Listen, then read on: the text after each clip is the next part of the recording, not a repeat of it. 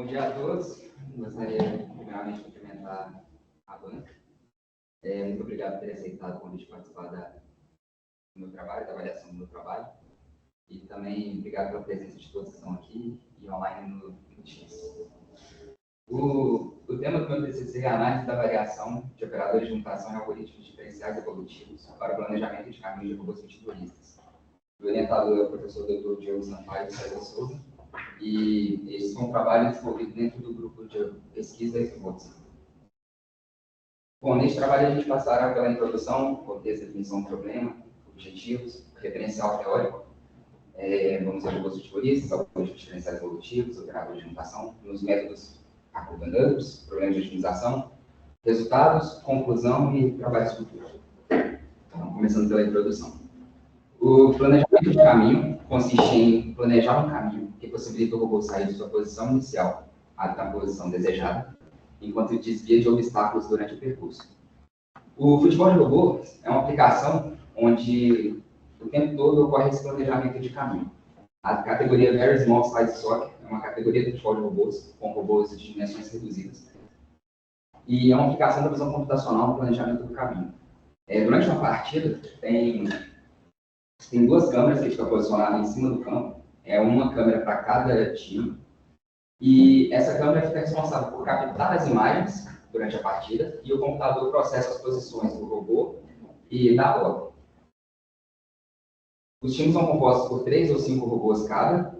Os robôs possuem dimensões máximas de 7,5 centímetros de comprimento, largura, altura, e o campo possui dimensão de 1,5 m por 1,30 m. Na literatura encontra-se, é comum encontrar duas formas de representação de um caminho. Primeira por pontos, onde você tem caminhos mais discretos e não garantem suavidade, né? Se observarem na figura aqui do lado, dá para ver que é uma curva mais brusca. E a outra representação seria por curvas paramétricas, que são caminhos contínuos, as curvas são mais suaves. E exemplo dessas curvas são S-splines, B-splines e nubs. Aqui na figura é um exemplo de uma B-spline. Definição do problema. Durante uma partida, o caminho ele deve seguir algumas restrições, né? Tem que ser o menor possível. Não adianta o robô planejar um caminho para chegar na bola, um caminho muito grande aqui que vai demorar para chegar na bola. Ele deve direcionar o robô à bola com a inclinação correta para o gol adversário, porque senão o robô vai acabar fazendo um gol contra. Ele tem que respeitar os limites de curvatura do robô, então tem que ser uma curva que o robô fisicamente consegue fazer. Deve desviar dos obstáculos, então se o caminho estiver passando aqui por cima do obstáculo não é legal. Ele tem que ser um caminho dentro das limitações do campo, então também não adianta planejar um caminho que o robô precisa sair fora do campo. Então, aqui na figura da esquerda, né? Vários exemplos aí de coisa errada, passando pelo obstáculo, chegando no ângulo errado. E aqui na direita, chegando na bola com a orientação desejada do gol e desviando do obstáculo. Há vários métodos para o planejamento de caminho. Alguns mais utilizados são os vetoriais, métodos probabilísticos. E agora tem se utilizado bastante os algoritmos evolucionários. Neste trabalho, especificamente, estarei falando dos diferenciais evolutivos. Os algoritmos evolucionários são um tipo de inteligência artificial e os diferenciais evolutivos são um tipo de algoritmo evolucionário. Neste trabalho, o objetivo geral é analisar a influência dos operadores de mutação no desempenho de algoritmos diferenciais evolutivos aplicado ao planejamento de caminho de robôs futebolistas. O objetivo específico é confirmar a influência de operadores de mutação aplicados a problemas irrestritos e comparar o desempenho dos algoritmos diferenciais evolutivos e operadores de mutação aplicados ao problema do planejamento de caminho. Passando agora para o referencial teórico. Os robôs futebolistas são robôs diferenciais, ou seja, eles possuem duas rodas paralelas acopladas em um eixo comum e apresentam características de não autonomia. O que isso significa? Que o robô, se ele quiser virar para a esquerda, por exemplo, ele não pode só deslizar, ele primeiro precisa girar e avançar. Nesse esquema aqui é apresentado a cinemática do robô diferencial. Em VR a gente tem a velocidade linear, em ômega a velocidade angular. Ômega L e ômega R são as velocidades angulares de cada roda. R o raio do robô e L aqui é a distância entre as duas rodas. O modelo cinemático pode ser descrito por essa equação, onde é possível a gente, através dela, determinar as velocidades de cada roda. E através dessa equação que é a curvatura máxima, que ela é 1 sobre a curvatura mínima. A curvatura mínima acontece quando há maior diferença de velocidade entre as duas rodas. Se a gente tem se quiser fazer uma curva para a esquerda, por exemplo, a gente precisa que a roda direita rode mais do que a roda da esquerda. Se a gente quiser fazer uma curva para a direita, a roda esquerda tem que girar mais do que a direita. E se as duas rodas estiverem girando, por exemplo, com a mesma velocidade, mas em sentidos contrários, o robô vai girar em torno do próprio eixo. Os algoritmos evolucionários. Os algoritmos evolucionários eles são bastante utilizados em problemas complexos de otimização. Eles são baseados no princípio de seleção natural e evolução biológica. Como assim? Inicialmente, a gente vai ter uma população com vários possíveis indivíduos. No caso do planejamento de caminhos, a gente vai ter uma população com diferentes caminhos. E a gente vai selecionar os caminhos que chegam mais próximos da solução que a gente deseja, os indivíduos que mais se aproximam. Esses indivíduos são chamados de pares. Através deles, a gente realiza operações de cruzamento e mutação. E a gente gera novas soluções, novos caminhos, que novamente serão avaliados. E isso vai se repetindo geração por geração até que a gente encontre a melhor solução para o nosso problema. Quanto aos algoritmos diferenciais evolutivos, né? Eu falei que é um tipo de algoritmo evolucionário e é o que será abordado nesse trabalho. Eles possuem maior velocidade de convergência, utilizam operadores simples, né? Como a subtração de vetores. Eles requerem um número reduzido de hiperparâmetros. Basicamente, a gente utiliza 3 hiperparâmetros: o tamanho da população N, o fator de escala F e a taxa de cruzamento CR. Os algoritmos diferenciais evolutivos utilizados neste trabalho foram 5: o DE, o SAD, o JAD, o SHAD e o LSHAD. O DE foi o precursor dos algoritmos diferenciais evolutivos, e à medida que os outros foram sendo desenvolvidos, foram implementadas abordagens diferentes na tentativa de obter melhorias. Então, a partir do SAD, começa a usar uma abordagem de autoadaptação dos hiperparâmetros. Então, aqueles 3 hiperparâmetros que eu mostrei, no DE, enquanto a gente tem a necessidade de ficar testando e validando aqui, à medida que as gerações passam, o SAD vai se autoadaptando. O JAD, ele implementa um arquivo externo para armazenar soluções inferiores, exploradas recentemente. Assim, a gente consegue comparar as soluções que estão sendo geradas agora com as que já não tiveram sucesso anteriormente. O SHAD vai entregar um histórico dos valores de cruzamento e do fator de escala, que obtiveram sucesso em interações anteriores. E, por fim, o LSHAD, ele incorpora uma redução linear da população, o que é ótimo, pois por isso a gente consegue aumentar a velocidade de convergência e diminui a chance de ficar preso em locais ótimos. Quanto aos operadores de mutação, é utilizado uma notação geral, A barra B. A é o vetor a ser mutado, B é o número de vetores de diferença. Por exemplo, a gente tem um mutador range 1, onde é selecionado um vetor base aleatório, um fator de escala F, multiplicado por esse um vetor de diferença. Aqui na imagem do lado, a gente consegue visualizar melhor o que isso significa. Então, aqui a gente tem a seleção aleatória de 2 indivíduos, no caso o XR4 e o XR7. Essa diferença a gente multiplica pelo fator de escala e, posteriormente, soma com um vetor base. Isso aqui gera um novo indivíduo. O range 1 é um dos mutadores que eu utilizei no trabalho, e os outros que eu utilizei outros 7, no total foram 8 mutadores. O range 2, que aí acrescenta um segundo vetor de diferença. O best 1, que aí um vetor base, além de ser ao invés de ser um vetor aleatório, passa a ser o melhor vetor, ou seja, a melhor solução, o melhor indivíduo daquela geração. O best 2, ele vai acrescentar mais um vetor de diferença, enquanto o vetor base ainda continua sendo o melhor. Quanto ao operador either/or, ele vai fazer uma análise, ele vai sortear um número entre 0 e 1, e se esse número for menor do que uma probabilidade que a gente define, por exemplo, definir lá 0,5, se esse número aleatório gerado entre 0 e 1 for menor que 0,5, vai utilizar o mutador de operação range 1. Caso contrário, a gente utiliza esse mutador, porque aqui vai estar sendo utilizado 3 indivíduos no vetor de diferença. Um outro detalhe, antes a gente tinha um fator de escala multiplicando o vetor de diferença, agora que é o K, mas o K nada mais é do que o fator de escala mais 1 dividido por 2. O current to range agora é utilizado como o vetor base, é igual ao vetor phi, e aqui a gente faz uma subtração de um vetor aleatório pelo vetor base. No current to best, a gente utiliza o melhor vetor na subtração com vetor básico. E no current PBEST a gente utiliza o vetor PBEST. Esse vetor PBEST é uma porcentagem dos melhores indivíduos. Então, vai selecionar um indivíduo ali entre aquela porcentagem de melhores indivíduos. Passando agora para a meta, só beber uma água aqui.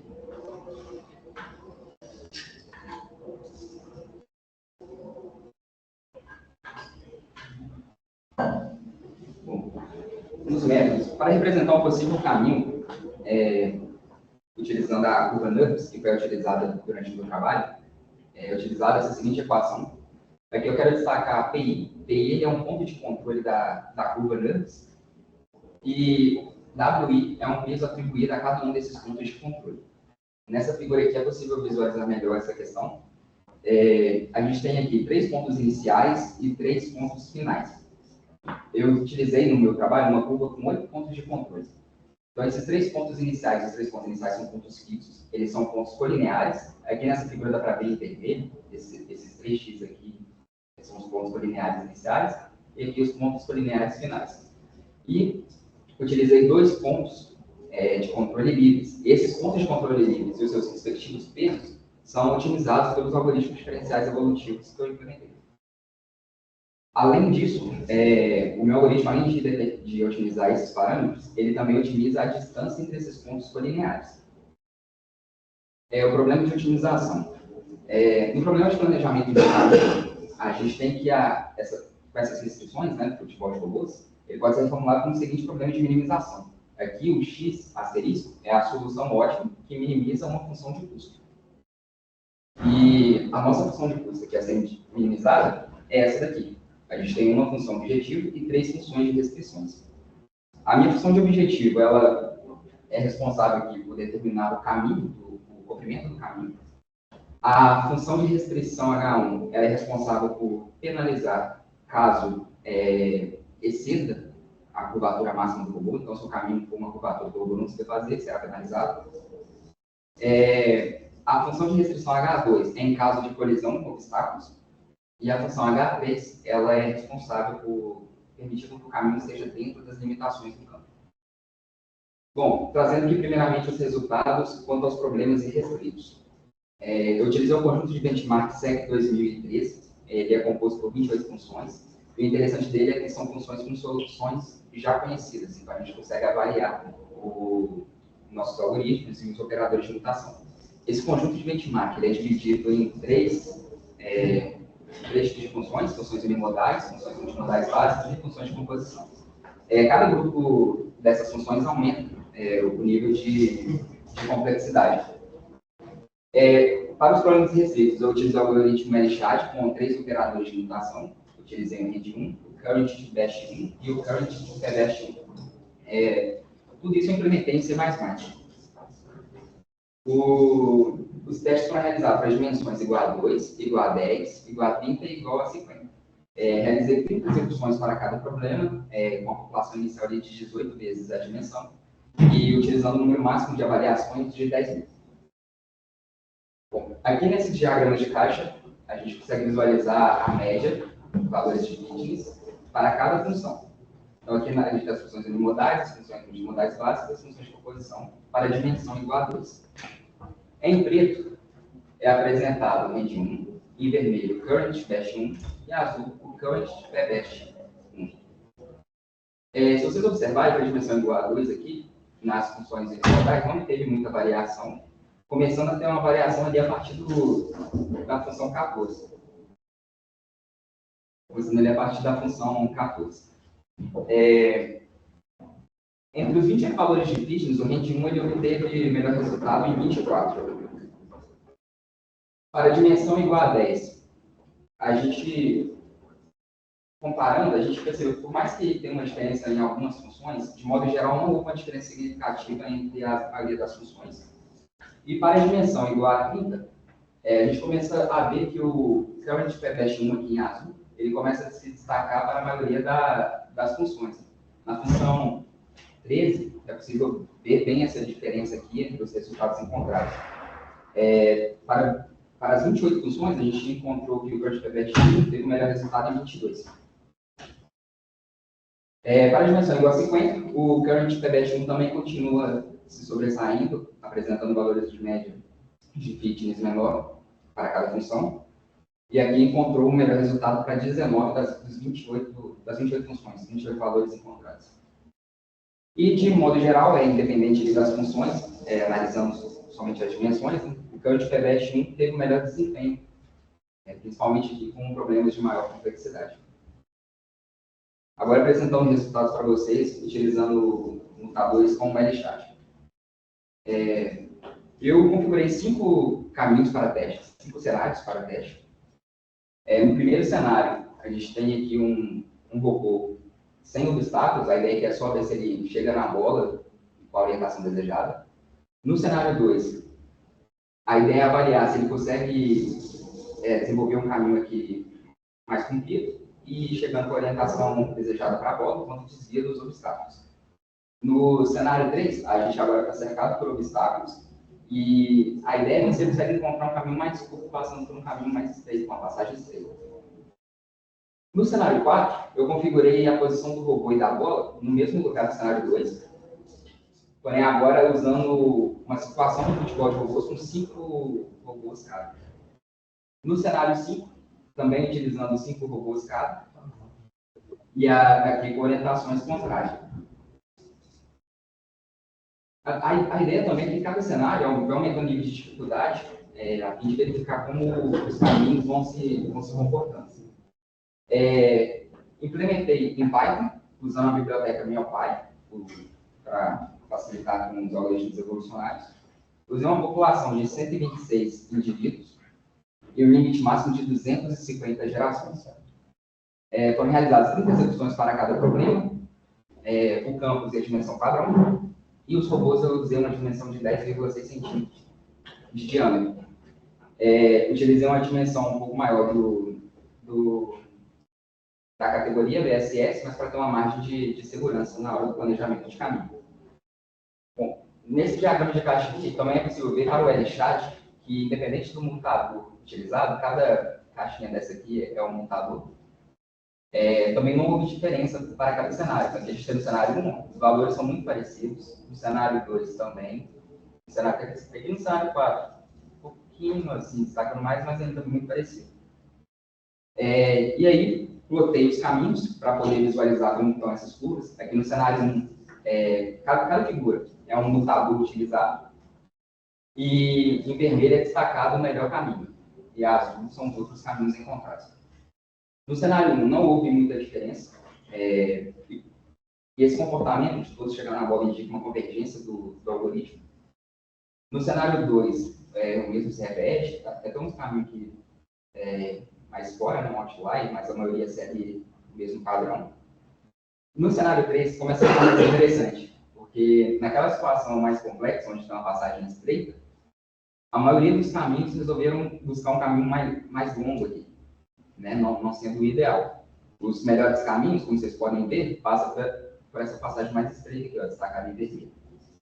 Assim, apesar de muitos terem ido por aqui, ele ainda conseguiu determinar o melhor caminho. No cenário 4, também não é visualmente perceptível uma diferença nesses caminhos. E o cenário 5, ele fica bem interessante, porque nessa situação, a gente tinha mais robôs e a orientação do robô e da bola estavam contrárias, não foi possível encontrar um caminho factível. A gente não tem a curva vermelha. Isso se deve, basicamente, porque ele não conseguiu respeitar a restrição de curvatura aqui mais próximo da bola. Ele teve que fazer uma curva bem brusca. E nesse gráfico é possível visualizar isso. Aqui, em ponteado vermelho, a gente tem a curvatura máxima que o robô consegue fazer. E aqui o número de pontos da curva. Então, como vocês podem observar no cenário 1 e cenário 4, o tempo todo essas curvas elas não passam da curvatura máxima, enquanto no cenário 5, no fim da curva, ultrapassa. Ou seja, ele não conseguiu respeitar para esse cenário a curvatura máxima do robô. Bom, agora apresentando os resultados utilizando todos os algoritmos diferenciais evolutivos e todos os mutadores. Eu fiz um ranking para poder elencar qual combinação de algoritmo e mutador que teve a menor média de fitness.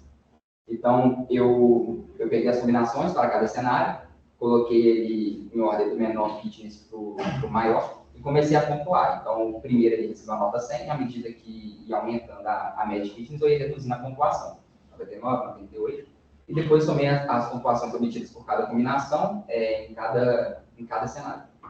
Então, em primeiro lugar aqui, eu vi que o LChat com Current Range 1 obteve a pontuação máxima, que foi o algoritmo com a menor média de features.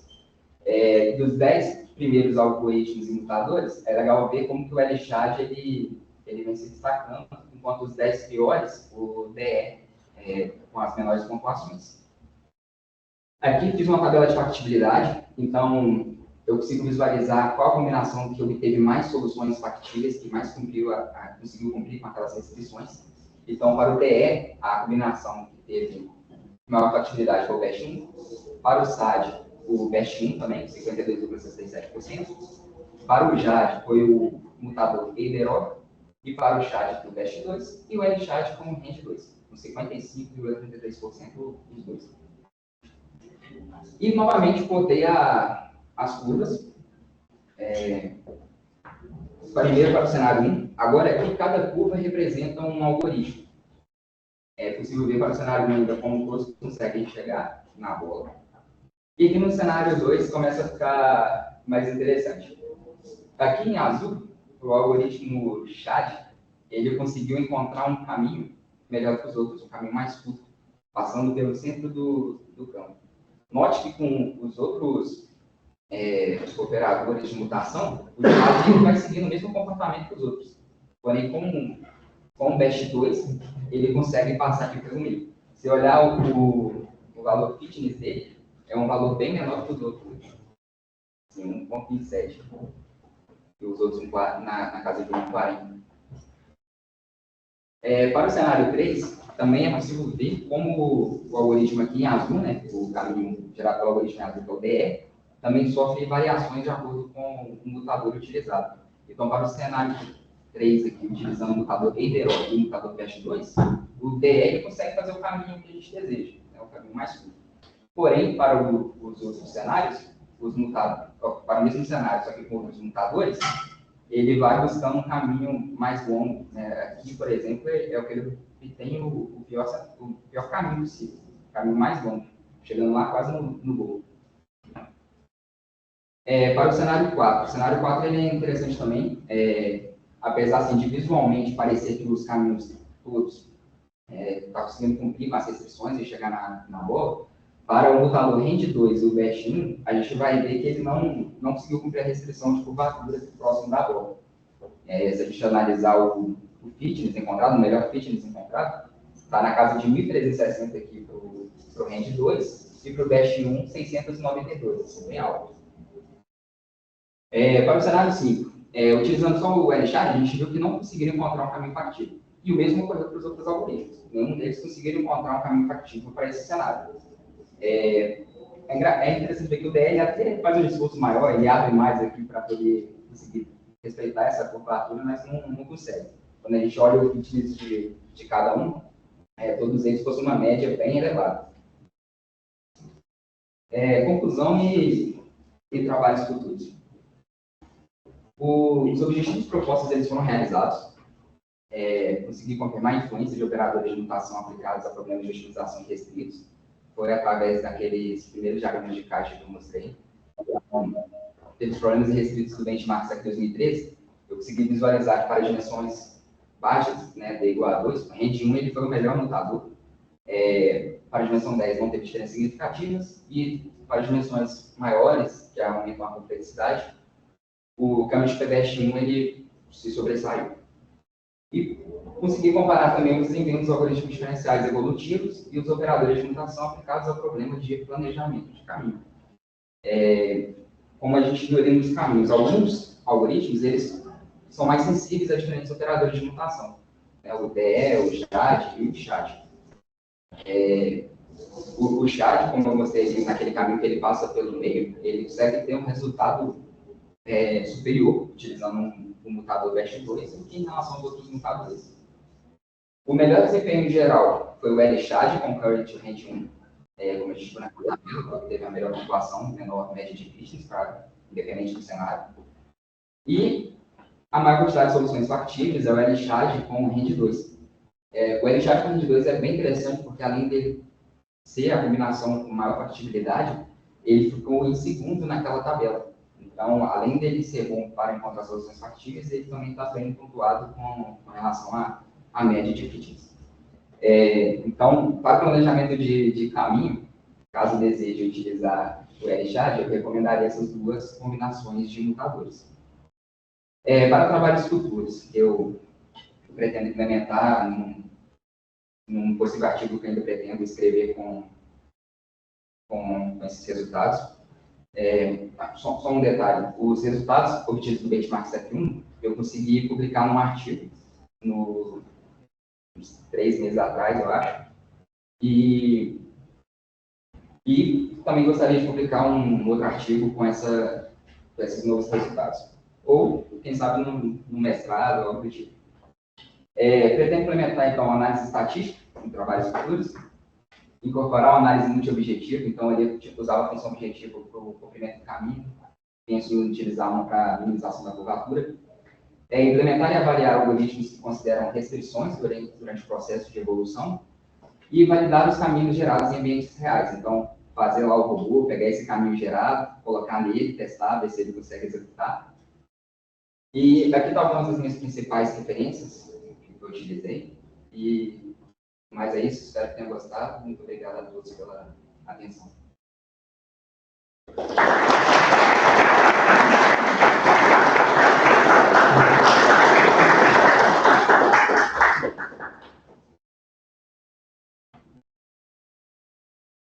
Então, a gente vou interromper a gravação aqui.